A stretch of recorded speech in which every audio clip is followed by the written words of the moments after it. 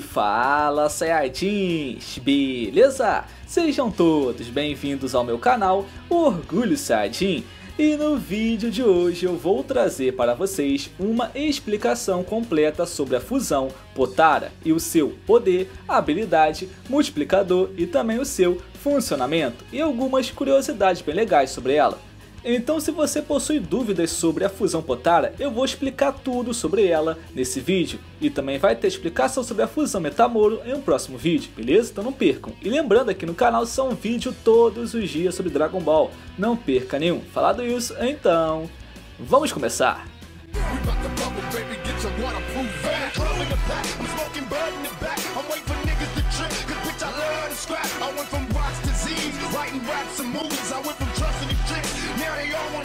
E como sempre faço, eu divido o vídeo em tópicos para ficar mais fácil a explicação e também o entendimento. E vamos para o primeiro tópico, que no caso é como que funciona a fusão Potara. E bem, a fusão Potara teve a sua primeira aparição lá em Dragon Ball Z, na saga do Majin Buu, onde o Kaioshin apresentou os brincos Potara, que são responsáveis por fazer essa fusão. E esses brincos, na verdade, são acessórios dos Kaioshins, no qual recebem junto com as suas vestimentas. E basicamente é só duas pessoas colocarem um brinco em cada orelha. Assim a fusão acontece automaticamente, e os dois corpos se fundem, dando origem a um novo ser. Só que tem um detalhe, os brincos Potara foram feitos e pensados especificamente para os Kaioshins, ou seja, essa fusão tem um efeito diferente em pessoas que não são Kaioshins. E o primeiro efeito é que quando uma pessoa se funde com o Kaioshin, a presença maior e dominante pertence ao Kaioshin, isso porque o brinco foi pensado e projetado ao Kaioshin. E foi por esse motivo que quando o Shin se fundiu com o Kibito, ele manteve a sua voz e a sua consciência. Nesse caso, ele era o dominante da fusão, por ser um Kaioshin. Isso também vale para o Dai Kaioshin, que se fundiu com aquela bruxa e manteve a sua consciência e a sua voz. Então, se a fusão Potara for feita com o Kaioshin, ele mantém a sua dominância e também consciência, se tornando algo semelhante à assimilação dos Namekuseidin, no qual podemos ver o Neo e também o Kami-sama passando seu poder para Piccolo e Piccolo não perdendo a sua consciência ou então dominância. É algo semelhante a isso. Porém, se a fusão for feita com duas pessoas que não são Kaioshin, dessa forma a fusão possui uma dominância própria, criando assim um novo ser. E esse novo ser é criado com a mistura entre as suas aparências, consciências, atitudes e memórias das duas pessoas que formam essa fusão. Tanto que quando Vegeta aparece, ele fala: eu não sou Goku e nem Vegeta, eu sou o guerreiro Vegito. Então basicamente é assim que funciona a fusão Potara, tendo diferenças entre um Kaioshin e entre um ser normal. Mas agora vamos para o próximo tópico, que é em relação ao tempo dessa fusão, que é algo bem confuso em Dragon Ball. E em Dragon Ball Z, a regra inicial era: a fusão Potara era eterna entre os dois seres, após se fundirem não poderia mais ser desfeita. Porém, em Dragon Ball Super, essa regra foi modificada, onde a fusão só é eterna somente com Kaioshins. Seres mortais, a fusão dura somente 1 hora. E na época teve alguns fãs reclamando dessa mudança do tempo da fusão Potara, falando que essa mudança meio que causou um erro no roteiro de Dragon Ball Z, no qual o Kaioshin falou que a fusão era eterna, agora não era mais. Mas ao meu ver, essa mudança no roteiro não impacta em nada em Dragon Ball Z, até porque tanto o Supremo Kaioshin e o Dai Kaioshin eram bem burros em Dragon Ball Z. Até porque em Dragon Ball Z, o Supremo Kaioshin demonstrou completamente desconhecimento sobre os brincos. Ele não sabia que o brinco servia para fazer fusão. Tanto que ao fazer a fusão com Kibito, ele não sabia que a fusão era eterna. E ao se fundir, descobriu na hora que ia ficar preso para sempre ao corpo junto ao Kibito. Então, ou seja, se nem sequer o Supremo Kaioshin sabia as regras da fusão Potara, quanto mais o Dai Kaioshin, então eles errarem é completamente normal em Dragon Ball Z. Por isso que eu acho que essa mudança não impacta em nada na obra de Dragon Ball. Então a regra atual é essa: a fusão Potara só é eterna somente com Kaioshins, com outros seres a fusão dura somente 1 hora. Só que esse tempo de 1 hora também não dura o tempo máximo. já que a fusão pode ser desfeita antes de cumprir esse período, e a fusão eterna é basicamente a mesma coisa, pode ser desfeita mesmo sendo eterna. Vou mostrar o porquê no próximo tópico, que no caso é como desfazer a fusão Potara. E em relação à fusão com o tempo, ela pode terminar antes de 1 hora. Isso se a pessoa que fizer a fusão utilizar muita energia, no caso uma transformação que causa muito desgaste, como por exemplo vimos com o Super Saiyajin Blue em Dragon Ball Super. Ao Vegeta usar o Super Saiyajin Blue, a fusão terminou muito rapidamente porque utilizou muita energia. Então nesse caso, a fusão Potara que requer tempo limite, ela pode ser desfeita antes mesmo do tempo chegar até o final, isso se houver um grande desgaste de energia. E agora a fusão Potara eterna, ela poderá ser desfeita de duas maneiras. A primeira com a utilização de magia e a segunda com a utilização de uma habilidade especial. E em relação à magia, podemos ver isso muito bem quando o Kibitoshin pede para o Shenlong desfazer a sua fusão, assim os dois voltando ao normal. Isso mostra que um pedido a Shenlong, que possui poderes mágicos, pode desfazer a fusão Potara que seria eterna. Então se o Shenlong foi capaz de separar uma fusão Potara, eu imagino que alguém com poderes próximo dele poderia fazer a mesma coisa. Nesse caso eu penso no Whis ou então nos outros anjos. Porque nesse caso os anjos são realmente bem poderosos, eles podem controlar a realidade, manipular o tempo, trazer pessoas de volta à vida e até fazer um parto. Então, ou seja, eu imagino que separar uma fusão seria muito fácil para eles. E também há outra forma de separar uma fusão Potara, mesmo não sendo um ser com poderes mágicos, como por exemplo, alguma habilidade ou técnica especial, como por exemplo, a separação de espírito do Vegeta. E para quem for se lembrar, essa é uma habilidade que o Vegeta aprendeu lá em Adorar, no qual pode separar o espírito, no caso almas, dos seres que habitam o mesmo corpo.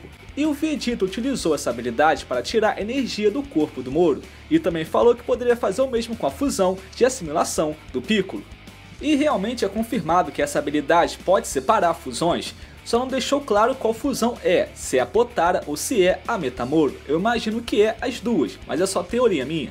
Então se existe uma habilidade que é focada em separar fusões, deve ter outras por aí também, mas só conhecemos essa, no caso, a separação de espírito.